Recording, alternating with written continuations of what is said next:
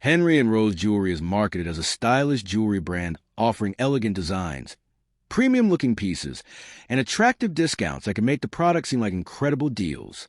But the real question is, should you buy before watching this? Now, to be fair, not every newer jewelry store is automatically a scam. Some online brands simply haven't built a long reputation yet.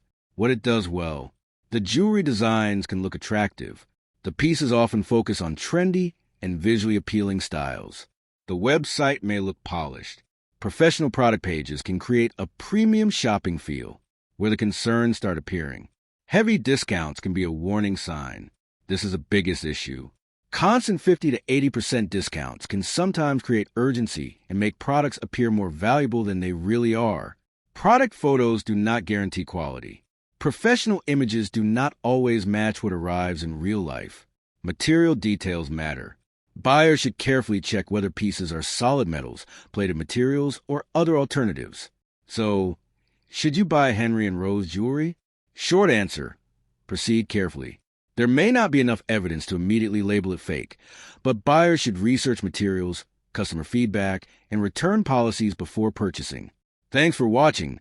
Don't forget to like and subscribe for more videos.